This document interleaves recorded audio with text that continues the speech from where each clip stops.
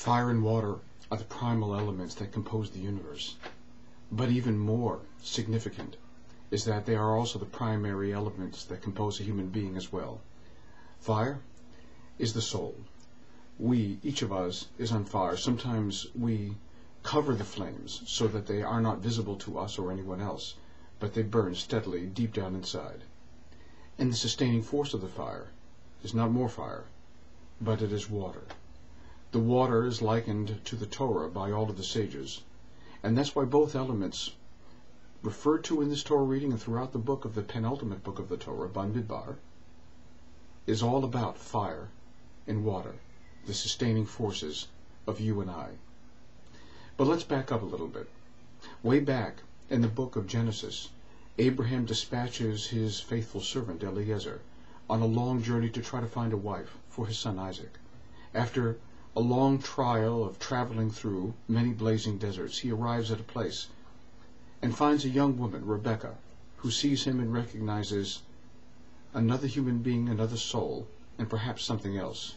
She feeds him and the camels water, and he then, giving her a test, gives her a Nezem Zahav Becca Mishkalo, a golden earring or nose ring.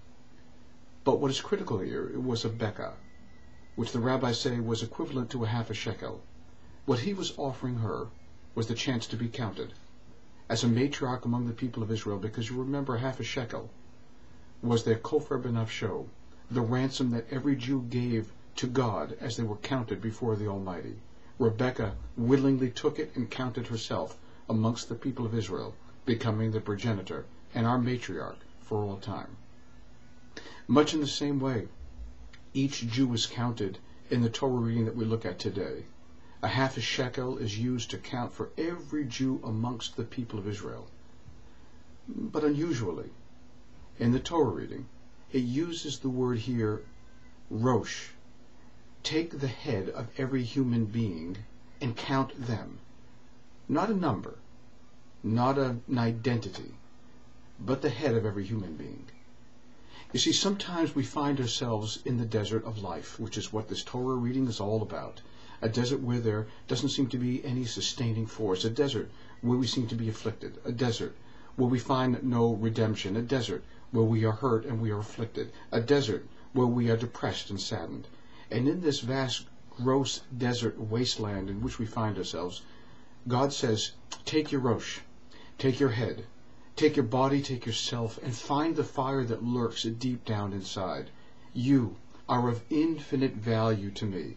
Not merely a Becca, not merely a half a shekel, but a soul on fire whose purpose has yet to be discovered, whose power has yet to be revealed, but it is there, lurking deep down inside. And if the fire does not blaze bright enough, if we don't see the sparks flying out of our fingertips, if we don't feel ourselves energized and whole, all we do need to do is find the water of life and replenish that fire of the soul.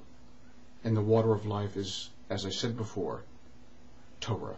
Simply to steep ourselves in the power of the universe that knows no end, has no boundaries, is enough to allow that elixir to work through our veins and our arteries, giving us an infinite amount of strength, allowing us to become, ultimately, who God intended us to be.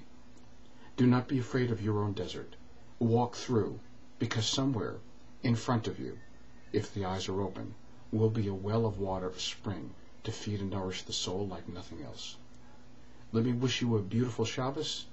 May you feel it, may you experience it, and may you be it.